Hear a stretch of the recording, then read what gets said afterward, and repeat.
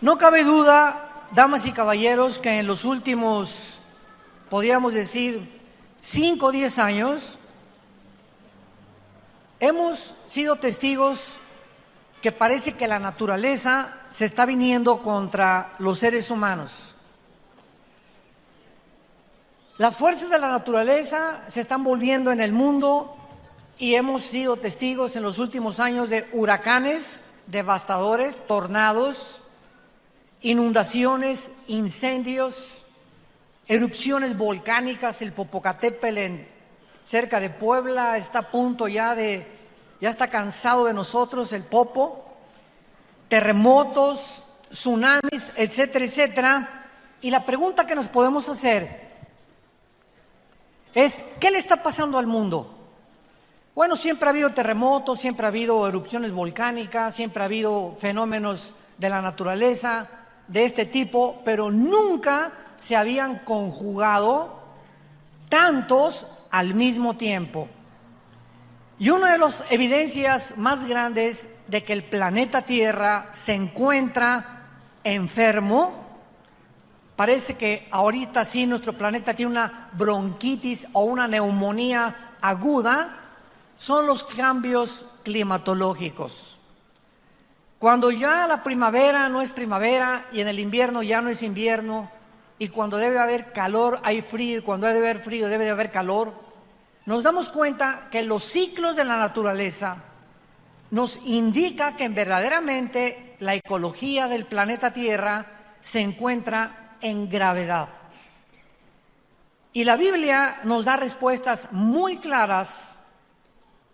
Es este libro que tengo en mis manos, el primer libro en haber sido impreso en la imprenta de Gutenberg, el primer libro que se tradujo en la historia a más idiomas y a más dialectos que cualquier otro volumen de literatura en las millones de bibliotecas que están alrededor del mundo. El libro que contiene los registros más antiguos de genética, de química, de física, de antropología, de paleontología, de arqueología y de la disciplina académica que tú me quieras mencionar. No existen en los libros sagrados ni el Popo, ni el Tripitaka de Buda, ni los Vedas de los persas, el que tú me quieras mencionar, el Corán del Islam. No existe un libro ni siquiera que se atreva a comparar los registros históricos, geográficos, etcétera, etcétera, que contiene la Biblia con cualquier otro libro que tú quieras presentarme. Ni tampoco hay ningún líder religioso, ni Mahoma, ni Buda, ni Mahatma Gandhi, ni Zoroastro, que se pueda comparar con la persona de Jesucristo, el Hijo de Dios, que es el tema de la Biblia, del Génesis al Apocalipsis. Estos 66 libros nos mencionan y está escondido en muchos de ellos la persona del Hijo de Dios. La Biblia nos muestra claramente en el Evangelio de Lucas, capítulo 21, que Jesucristo anunció que antes de que Él regresara, el mundo iba a tener estas características, precisamente, no solamente climatológicas, como lo vamos a ver, sino morales también y geopolíticas. La unión actualmente de Rusia con China, con Irán, con Siria y con Turquía no es una coincidencia. Estas 5 naciones que encontramos ahorita unidas, se profetizó hace 2600 años en Ezequiel capítulo 38, que estas naciones, cuando no existían, ¿y cómo podemos determinar qué eran ellas? Por la zona geográfica en la que la Biblia las ubica. Por ejemplo, Rusia ubica la Biblia como el nombre de Magog, porque los magogitas son los que vienen de los godos, de los escitas, y es la región que ocupa exactamente geográficamente las 15 repúblicas en las que se dividió Rusia en 1991. Y así podemos ver nosotros que en Génesis capítulo 10, los hijos de Noé, de ahí descendieron todas las naciones de los jafetitas, toda Europa, que son los anglosajones, de los camitas, todo el continente africano, y de los semitas o de Sem, el continente o todo el área del Asia Menor y del Medio Oriente. Entonces, es impresionante cómo este libro maravilloso nos puede trasladar de cientos de siglos con anticipación y ponernos en el siglo XXI y corroborar nosotros que solamente Dios pudo inspirar y podemos tener un libro como la Biblia que es incomparable. No hay ningún sistema de filosofía, no hay ninguna ideología humana que la Biblia no haga pedazos. Destruye cualquier sistema de pensamiento que el ser humano ha desarrollado a través de los siglos. Y así podemos nosotros darnos cuenta claramente de que nos encontramos con la verdad. La Biblia es el único libro también que describe verdades absolutas, porque todas las demás filosofías y ideologías que tú puedas leer son verdades relativas, inclusive de la misma ciencia. Dice en Lucas capítulo 21, versículo 9, Cristo está hablando: cuando oigan de guerras y de sediciones, o sea, de tumultos y de insurrecciones en las naciones, no se alarmen, porque es necesario que estas cosas acontezcan primero, pero el fin no será inmediatamente. Entonces les dijo: se levantará nación contra nación y reino contra reino. Y esto, damas y caballeros, no se cumplió hasta el siglo XX. Siempre ha habido guerras, desde Caín mató a Abel, pero no fue hasta el siglo XX, 1914, cuando en la Primera Guerra Mundial se unieron naciones contra naciones. Y en 1939 se inicia la Segunda Guerra Mundial, involucrando a la mayor parte de las naciones en el mundo. Así que nos damos cuenta que el siglo XX fue el inicio de la tribulación, no de las 70 semanas de Daniel, sino el principio de los dolores del ser humano, con las dos primeras guerras mundiales. Después de la Segunda Guerra Mundial hubo más de 273 revoluciones y golpes de Estado. Y ahorita nos encontramos en el siglo XXI, que somos la primera generación de la historia con el suficiente poder nuclear para destruirnos en un minuto. Ya tenemos la amenaza en Corea del Norte, tenemos la amenaza armas nucleares en la India, tenemos la amenaza de Rusia tratando de ocupar el Medio Oriente, el movimiento de la primavera árabe que se levantó hace como 8 o 10 años en el Medio Oriente con ISIS para controlar con el Islam todo el Medio Oriente. Estados Unidos ahorita está en tensión ya con la Guerra Fría con Rusia y estamos en un punto ahorita tan difícil donde creemos, ¿verdad?, la mayor parte de los que estudiamos las profecías bíblicas, que tal vez Venezuela se encuentre en medio del conflicto. Ahorita sabemos nosotros que se juntaron Europa, la Unión Europea, con Estados Unidos para apoyar a otro presidente en Venezuela contra otro dictador. Pero ¿qué es lo que impide ahorita que se acabe esa dictadura y que entre un nuevo gobierno? Una invasión armada militar. Y para que esto suceda, se enfrentarían dos potencias, Rusia y Estados Unidos. Y si esto se lleva a cabo en los próximos días o semanas, nos enfrentamos a una guerra nuclear de proporciones mundiales, donde de acuerdo al cuarto sello del Apocalipsis, moriría casi una cuarta parte de la humanidad. Por eso no se ha hecho nada y por eso hay una tensión simplemente, ¿verdad?, en la que la única forma en la que se pueda liberar esta nación es a través de una intervención militar. No se ha llevado a cabo por las consecuencias tan terribles en las que se hundiría el mundo antes de que Cristo regrese. Esto es solamente un ejemplo de lo que Jesús dijo: oirán de rumores de guerras. Y es lo que estamos oyendo, los tambores de guerra se oyen en el mundo entero. Muy bien, el libro de Isaías capítulo 24 nos describe hace, apúntenlo, 2700 años. Este libro fue escrito hace 2700 años por el profeta Isaías. Y este libro se encuentra y se descubrió en 1948 en los rollos de Qumran, en el Mar Muerto.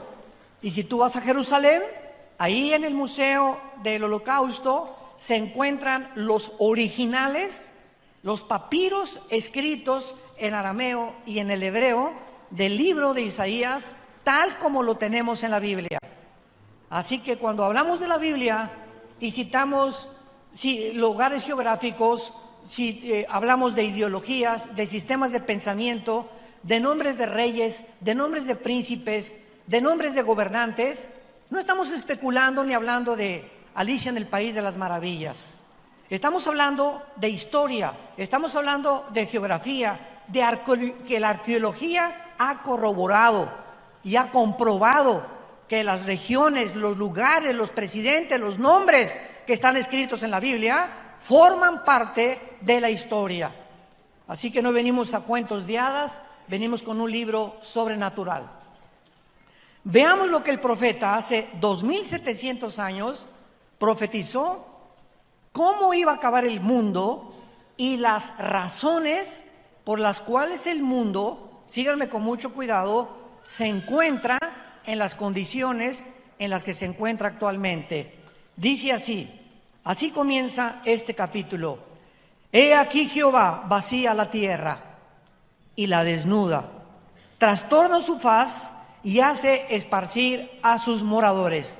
Vemos en primer lugar que es Dios mismo el que está a punto de juzgar el mundo. ¿Por qué? Porque somos agentes morales responsables. Damas y caballeros, nosotros no venimos del chango, ni de tu tía la chita. No venimos ni somos el resultado de un proceso evolucionario fortuito o accidental.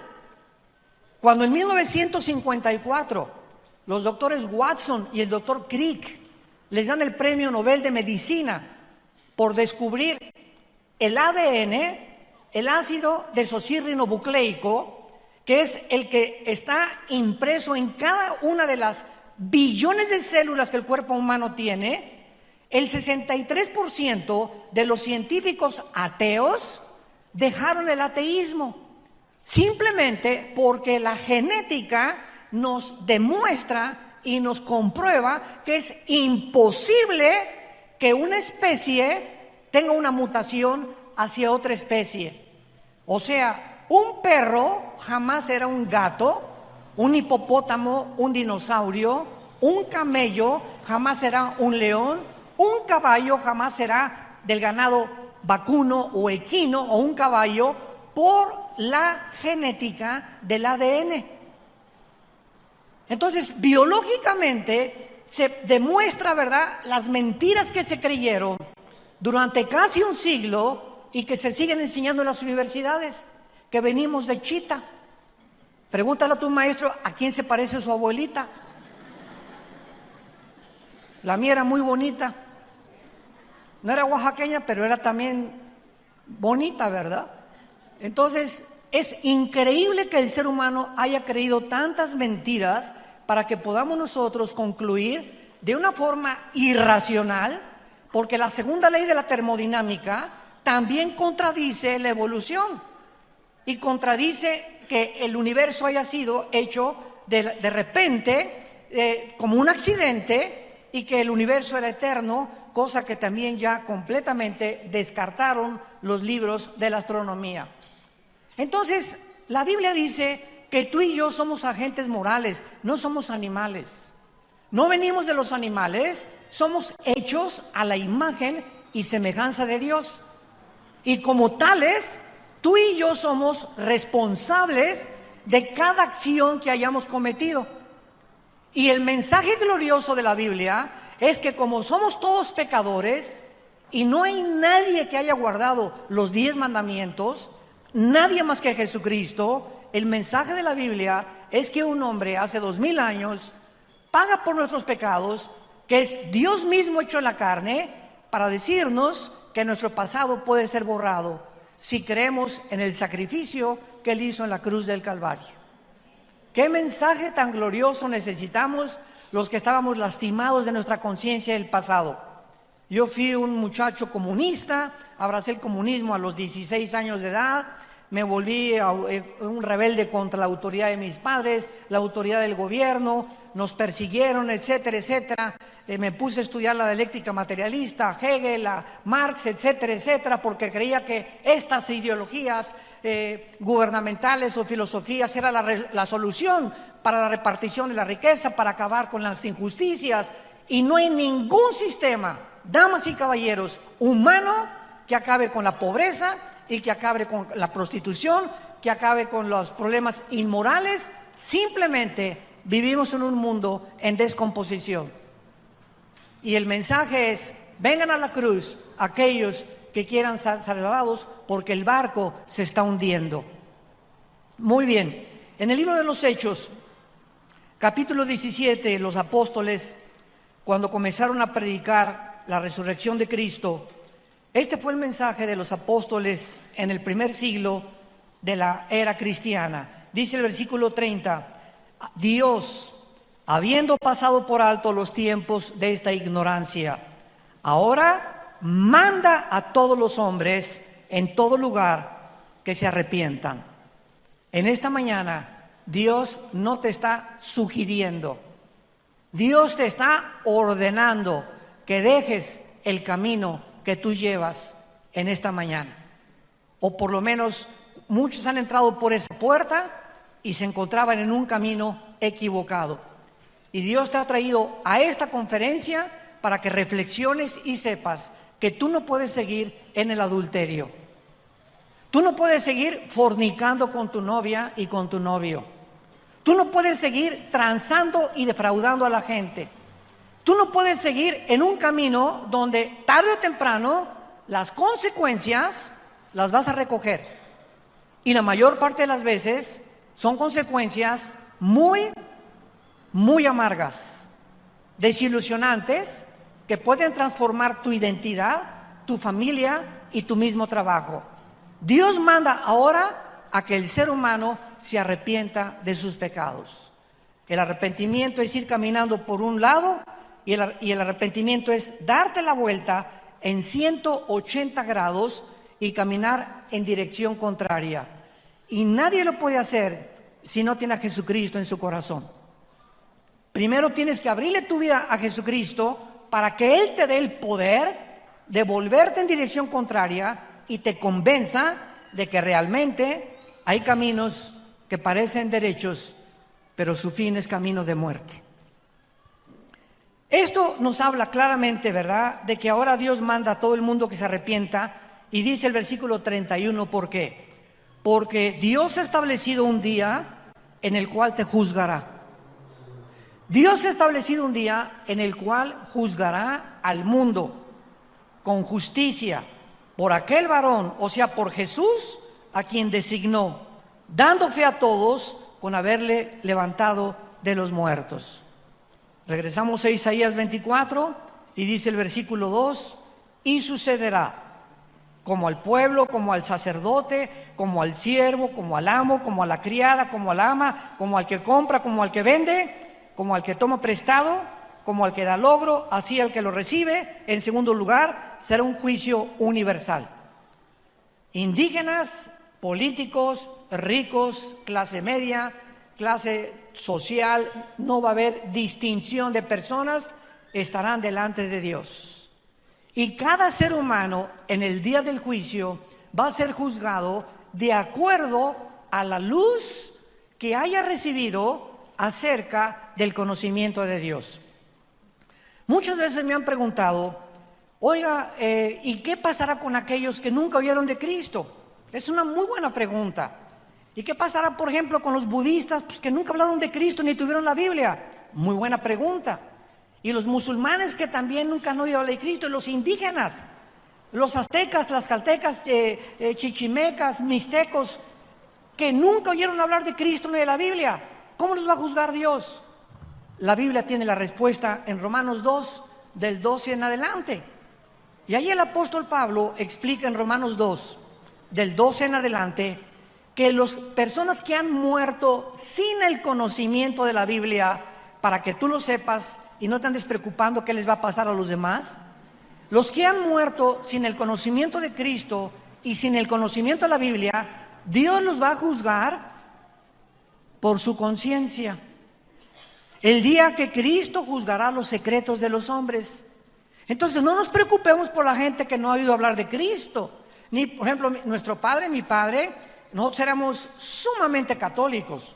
Yo quería a los 12 años ser cura y estuve en el seminario salesiano durante casi un año y haciendo el noviciado, aprendí un poco de latín, era a monaguillo y yo quería abrazar el sacerdocio, era muy místico de niño, etcétera, etcétera. Y cuando nos dijo un arzobispo que teníamos que hacer el voto del celibato sacerdotal, le pregunté, perdón, excuse me, ¿qué es eso? Y me dice, a esa edad que yo tenía 13 años, es que ustedes tienen que hacer un voto que no se pueden casar jamás. Y recuerdo que esa misma tarde, estábamos en Acapulco en el seminario, ahí en la colonia Costa Azul, pasó una güerita en una bicicleta, muy parecida a mi amor.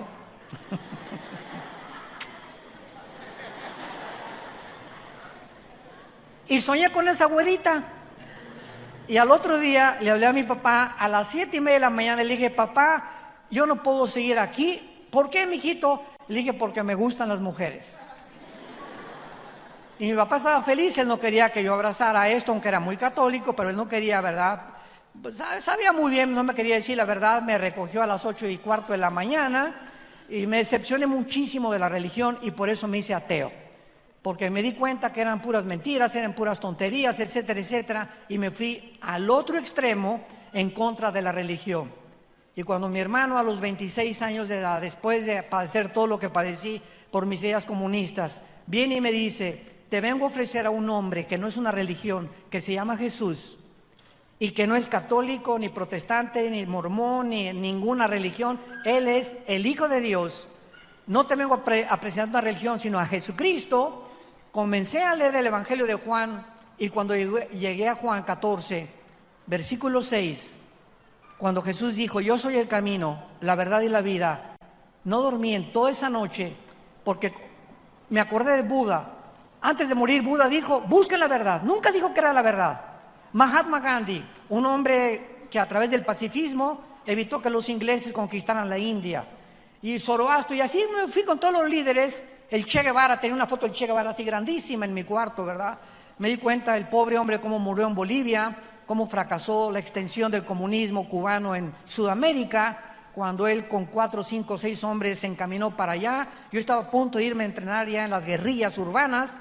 Y todas estas cosas, cuando oí de Jesucristo, caí de rodillas y le pedí que entrara a mi corazón. Me encontraba en un estado de existencialismo impresionante y me di cuenta, ¿verdad?, que yo no podía luchar contra Dios. Que si yo amaba la verdad y me quería apasionar por algo, sería con Jesús. Y le prometí a Dios que yo quería ser un apasionado de la verdad, levantar este libro y dedicar mi vida, la corta vida que Dios nos ha dado, a decirle al mundo, Jesús vive, arrepiéntete de tus pecados.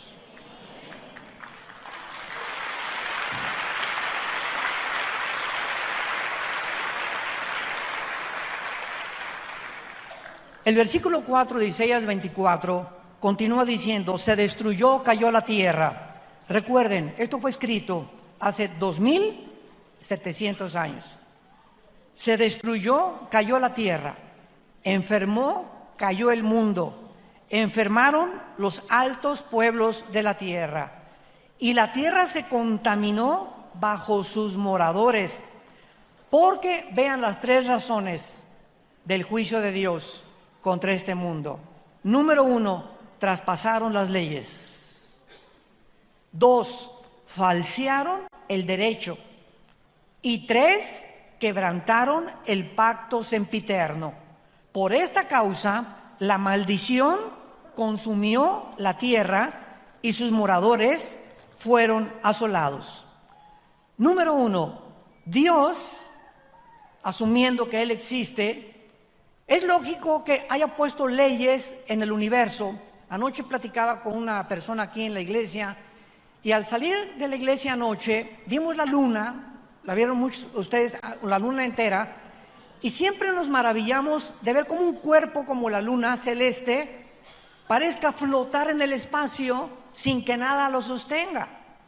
Cuando Isaac Newton y Galileo Galilei antes comenzaron a descubrir las leyes de que no era el Sol que giraba alrededor de la Tierra, sino la Tierra alrededor del Sol, comenzaron a descubrir Isaac Newton, Blaise Pascal, han sido los científicos más grandes de los siglos pasados, ellos eran cristianos, comenzaron a descubrir que el universo que nos rodea es un universo afinado.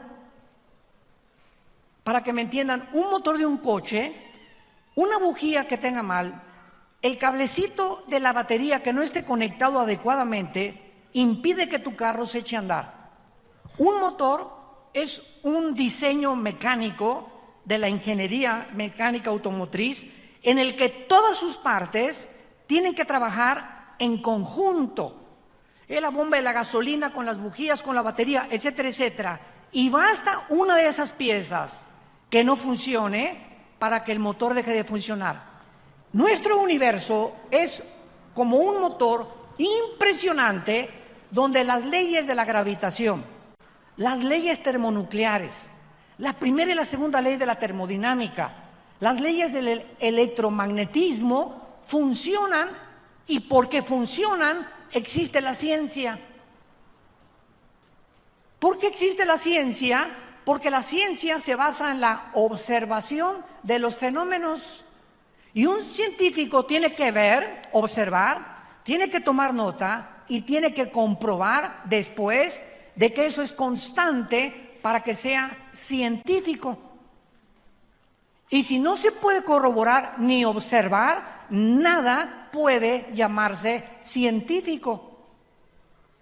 Por eso la teoría de la evolución es teoría, porque no se ha observado en más de un siglo que Carlos Darwin la postuló en su libro El origen de las especies, que hay una mutación entre una especie y otra especie. Le llaman el eslabón perdido. Hay la macroevolución, pero no la microevolución. Entonces, un perro puede nacer sin cola o puede ser chihuahueño, grandanés, pastor alemán, etcétera, etcétera, pero son caninos. Los caballos son ponis, son percherones, caballos árabes, cuarto de milla, pero son equinos. Hay vacas y hay toros cebú, toros de lidia, etcétera, pero pertenecen al ganado vacuno. Son especies que se reproducen y tienen cambios entre ellos, chiquitos, grandes, pero pertenecen a esa especie. Pero no se ha corroborado la mutación de una especie a otra especie. Señores maestros de la universidad que nos acompañan. Y esta es la razón por la cual es una teoría que es irracional contra las leyes de la biología y de la física de los últimos descubrimientos. Entonces vemos claramente, ¿verdad?, que Dios puso leyes morales. Y dice la Biblia, en primer lugar, falsearon, traspasaron las leyes. Dios ha puesto una frontera o una barrera moral porque somos agentes morales. Y así como hay leyes cósmicas, la Biblia nos da las leyes de ética, de conducta y de moral de Dios. Y cuando tú traspasas esas leyes que Dios ha puesto para que no nos crucemos al otro lado, ¿cómo se llama? Cuando te pasas en la calle la luz roja. Se llama transgresión. Has transgredido las leyes de tránsito de la ciudad de Oaxaca. Y si te veo en la policía, te dan un ticket inmediatamente, porque estás yendo más allá de lo que las leyes te permiten no ir. Entonces Dios ha puesto leyes morales y una de las leyes es precisamente el matrimonio. Y Dios dice, cuando tú te cases, no traspases las leyes. El sexo se usa nada más dentro del matrimonio. No le hagas caso al sexólogo, ni a la doctora Corazón, ni al psiquiatra, ni al psicólogo que no son cristianos, porque la única autoridad sobre el sexo, cómo debe ser usado, es Dios. Él es el que nos los dio como un derecho, como un regalo maravilloso, precioso, lindo, etcétera, etcétera, dentro del matrimonio. Y cuando traspasamos las leyes y comenzamos a usarlo fuera de las formas en las que Dios lo estableció, nos volvemos culpables delante de Dios. La Biblia le llama el pecado de la fornicación. Y dentro de la fornicación es sexo antes de casarte, bestialismo, sexo con animales. Dentro del matrimonio, adulterio con una persona que no es tu esposo o tu esposa, hombre con hombre, mujer con mujer. Y hay una depravación actualmente en el mundo donde Dios dice: ya estoy hasta acá, basta. Si la humanidad sigue como está ahorita, se van ellos mismos a autodestruir. Hemos falseado el derecho. Pero además de este derecho, hay derechos civiles. Señores abogados que nos visitan, antes de Atenas y antes de Roma, les quiero comunicar, si no lo sabían, que los atenienses y los romanos no inventaron el derecho. Las leyes y los principios del derecho y de las leyes para gobernarnos civilmente vienen de este libro de la Biblia. Escuchen, por ejemplo, en el libro de Deuteronomio, en el Antiguo Testamento, capítulo 1, lo que Dios le dijo a Moisés, cómo gobernar, y que lo escuchen ahorita los agentes del Ministerio Público, los senadores que nos están escuchando, los gobernantes, los presidentes, los diputados, los presidentes municipales y todos aquellos hombres y mujeres que se encuentran ejerciendo el derecho civil a favor de los pueblos. Miren lo que la Biblia dice, Deuteronomio capítulo 1, versículo 16 en adelante. Dios le dice a Moisés, número 1, no hagan distinción de personas en el juicio. Así al pequeño como al grande van a oír. No tengan temor de ninguno, porque el juicio es de Dios. Y la causa que os fuere difícil, la traerán a mí y yo la oiré. Desde entonces, desde este libro, el símbolo de la abogacía es una mujer con los ojos vendados. Todos ustedes que son abogados lo saben, con una espada y con una balanza. ¿Qué representa esta mujer? Representa en primer lugar que los que van a ejercer el juicio se venden los ojos y no vean si es rico o si es pobre al que se le está juzgando. Porque si tú juzgas porque la persona tiene dinero y la persona no tiene dinero, has violado y has falseado el derecho. Y eso Dios lo castiga severamente. Número 2, la espada representa la justicia. La justicia tiene que ser ejercida y tiene que ser llevada por el Estado de derecho, porque si no hay justicia en un pueblo, no puede un pueblo ser gobernado. Cuando hay personas que bloquean las carreteras o las autopistas y el gobierno no hace nada, ese gobierno ya no está gobernando, afectando a terceras personas. El gobierno tiene que usar, desgraciadamente, el uso de la fuerza y de la violencia para ejercer el Estado de Derecho cuando es necesario. Y en un caso así, se manda a granaderos, o se manda gases lacrimógenos, o se manda a militares, pero nadie puede atreverse a bloquear los caminos federales sin que nadie del gobierno los interrumpa. Cuando hay manifestaciones y se les permite tener manifestaciones y bloquear las calles a las personas, el gobierno ha dejado de gobernar. Porque para eso es el Estado de Derecho. El gobierno tiene que garantizarnos a todos los ciudadanos en todas las naciones del mundo nuestra libertad, nuestra seguridad y el Estado de Derecho. De ahí viene lo que se deriva, que se fundó en 1949 como los derechos humanos. La Biblia dice, falsearon el derecho. Hemos llegado a un punto donde la corrupción de los gobiernos no tiene nombre en el mundo entero. Ya no se juzga con justicia, ya no se juzga con derecho.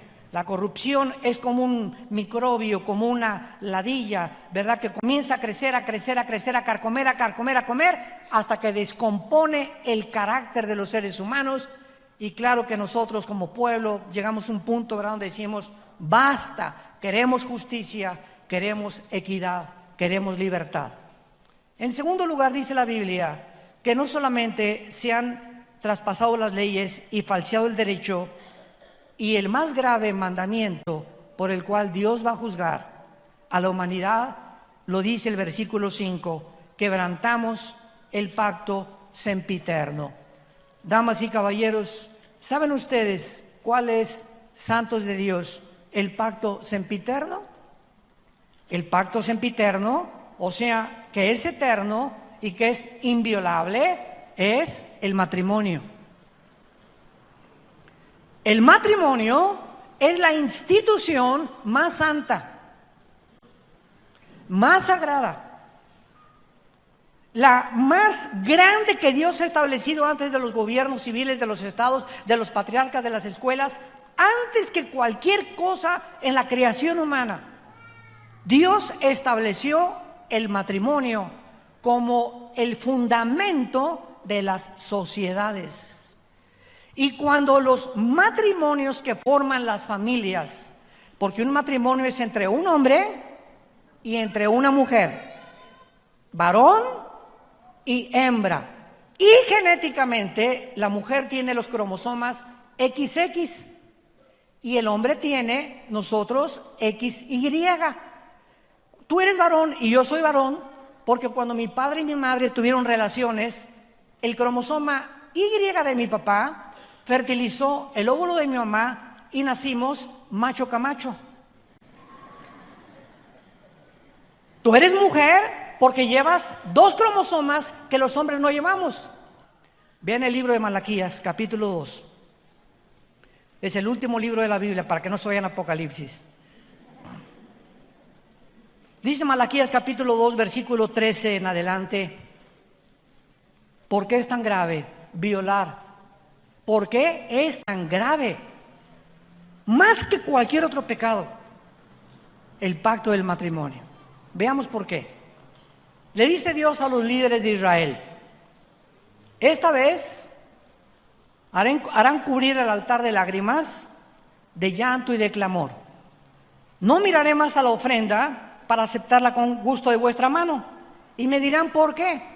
Noten ustedes, antes de continuar, que los líderes de Israel habían llegado a una insensibilidad en la que ya no estaban conscientes que lo que estaban haciendo era mal. Y cuando una persona a lo bueno le llama malo y a lo malo le llama bueno, en Romanos capítulo 1 el apóstol Pablo le llama que han quebrantado completamente el derecho y se les llama mente reprobada. Dios los entrega a una mente reprobada. Si una persona insiste en ser algo que no es, Dios te deja. Pues yo quiero nada más hacerme rico. Ok, no me hagas caso y entonces vete por el dinero. Y el día que tengas tú el dinero que es por el cual estás viviendo, te vas a enfrentar con la maldición que se te va a convertir en maldición el dinero que tú querías tener. Pues yo quiero tener otras amantes porque tengo dinero. Ok, Dios nos da la libertad, tenemos el libre albedrío. Pero en ese momento, cuando tú insistes o cuando un ser humano insiste en decirle a Dios, déjame vivir solo, yo soy Dios, yo hago mis mandamientos, yo puedo decidir entre qué es bueno y qué es malo, Dios te dice, te dejo. Y es el peor juicio de Dios, cuando Dios nos abandona y nos permite hacer cosas que ni los animales pueden hacer. Y estos líderes de Israel llegaron a ese punto, pero querían ir a la iglesia, querían ser religiosos, y Dios les dice, van a llorar, y le dicen, ¿pero por qué? Ya no sabían entre el bien y entre el mal, ¿por qué? Y Dios les dice, ¿por qué? Porque Jehová ha atestiguado entre ti y la mujer de tu juventud, contra la cual has sido desleal, siendo ella tu compañera y la mujer de tu pacto. ¿Por qué? Porque ustedes le han sido desleales a su esposo, a la madre de tus hijos, a la mujer que yo te di como compañera para formar una familia. Y la familia, dice Dios, es el tesoro más grande que yo le puedo dar a un ser humano. Porque bendición de Jehová, Salmo 127, son nuestros hijos. Y ahorita muchos de ustedes pueden tener a sus hijos en drogas o en borrachera, lo que sea. Si tú eres cristiano, persevera y sé paciente. Nuestros hijos son benditos porque están sellados con la sangre del Hijo de Dios. Nadie nos los podrá quitar. Nadie.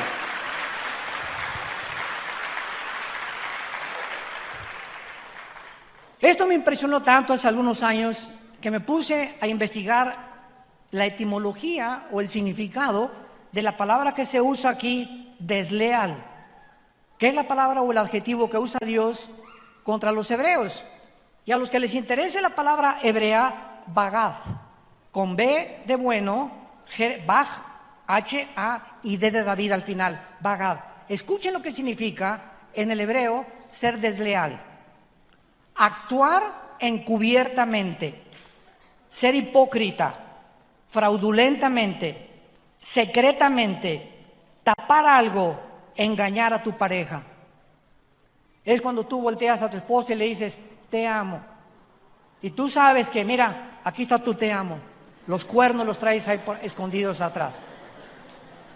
Estás actuando deslealmente, hipócritamente, porque tienes un amante. Porque tienes un amante hombre o una amante mujer. Y eso Dios lo ve. Delante de Jehová están los caminos del hombre, Proverbios capítulo 6, y Él te hará pagar todas tus veredas. Tus pecados, dice la Biblia, te alcanzarán tarde o temprano.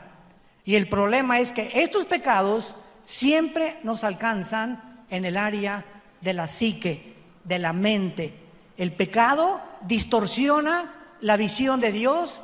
El pecado bloquea al Espíritu Santo, el pecado nos impide, nos perdemos la brújula, perdemos el rumbo, hasta que llegamos al punto que creemos que estamos bien. Y ese es el último punto donde lo que tú haces crees que está bien. Una canita al aire, dicen muchos. Ay, pues todo el mundo lo hace. Te comienzas a desensibilizar y actuar de una manera completamente irracional. Y siempre sabemos que cuando confesamos nuestros pecados, Dios es fiel y justo para perdonarnos y limpiarnos de toda maldad, porque la sangre de Cristo nos limpia de todos nuestros pecados. Y finalmente, vean ustedes la terminación de este capítulo tan tremendo en que va a acabar el mundo, porque hace algunos años le pregunté yo a Dios, ¿a dónde tiene que llegar el mundo para que sea el colmo como Sodoma y Gomorra? Sodoma y Gomorra y las ciudades vecinas, Génesis capítulo 19, llegaron a un punto donde dice que desde los más pequeños hasta los de la tercera edad practicaban la homosexualidad. Y esto Dios tenía que destruirlo para la preservación y la continuidad de las sociedades. Es el principio de un jitomate podrido con 99 jitomates podridos que tienes que sacarlo podrido para que los demás puedan comerse o ser comestibles. Entonces, cuando Dios ve que en una sociedad hay demasiada infección, es un acto de misericordia que Dios haya destruido a Sodoma y Gomorra con fuego y con azufre. Entonces yo le pregunté a Dios, ¿será que el mundo tiene que llegar otra vez a este punto de ebullición donde, como en un hoy express, estamos ya a punto de reventar las sociedades del mundo y el basurero en que estamos viviendo? Y dice finalmente la Biblia en el versículo 19 del capítulo 24 de Isaías, será quebrantada la tierra, enteramente desmenuzada, será conmovida, temblará como un ebrio la tierra, removida como una choza, se agravará sobre ella su pecado y caerá, y nunca más se levantará. En aquel día Dios castigará al ejército de los cielos en lo alto y a los reyes de la tierra sobre la tierra. Serán amontonados como se amontonan los encarcelados, y en prisión quedarán encerrados y serán castigados después de muchos días. La luna se avergonzará y el sol se confundirá, cuando Jehová de los ejércitos reine en el monte de Sión y en Jerusalén, y delante de sus ancianos sea glorioso. Todos nosotros que hemos sido cambiados por el poder de Dios mediante la cruz, estamos esperando nuevos cielos y nueva tierra. Todo esto va a desaparecer. Ahora que cayó la famosa catedral de Notre Dame en París, impresionante que en 3 días se juntaron más de 17 millones de euros. Y con los niños pobres, en más de 10 años, no se ha juntado ni un solo millón. Por una mugrosa catedral. Porque es lo que eso, la cultura, el arte, lo que tú quieras y mandes, pero es cemento y estatuas, y sí tienen un valor cultural, claro, y el arte es maravilloso, pero es increíble que el ser humano le ponga más énfasis a las cosas del arte que a nosotros mismos. Eso es lo que trato de decirles, a qué grado hemos llegado de desensibilización. En 2 días, 17 millones de dólares para levantar esta catedral, que cuando venga el Señor se va a acabar todos los edificios y todas las estatuas y todas las construcciones que nosotros hemos hecho. Y dice la Biblia que en aquel momento podremos saber que nuestra fe no fue en vano. Gracias le damos a Dios porque por medio de la resurrección de Cristo nos hizo renacer para una esperanza viva. Y en esta esperanza permanece tú hasta el final. Dios recompensa cuando perseveramos hasta el final, seamos fieles hasta la muerte. ¿Cuántos de ustedes en esta mañana quisieran entregarle su vida al Hijo de Dios? Inclinemos nuestra cabeza por unos momentos y ahí desde tu lugar, Dios te ha hablado a través de la Biblia. Dios te ama, porque de tal manera te ama Dios, que la única manera y la más dramática manera en que nos demostró su amor es muriendo en nuestro lugar, pagando el santo por los injustos, el inocente por los culpables. Esto se llama en la Biblia gracia, algo inmerecido, algo que es indigno de nosotros y que nadie podía ganarse, ni por buenas obras, ni por sacrificios. Es el mensaje glorioso de la cruz. ¿Qué nos pide Dios? Arrepentirnos de nuestros pecados. Que en este momento que escuchas este mensaje reconozcas que estás mal, que estás enfermo, enferma, moral y espiritualmente, y que no puedes seguir más en este camino. Y que Él está dispuesto en este momento a entrar en tu vida, llenar tu corazón con el Espíritu Santo y darte el poder que nos ha dado a millones de personas en el mundo para que la corta vida que tenemos la dediquemos a Él, vivamos para Él y podamos hacer su voluntad. Lo único que tienes que decirle es estas palabras: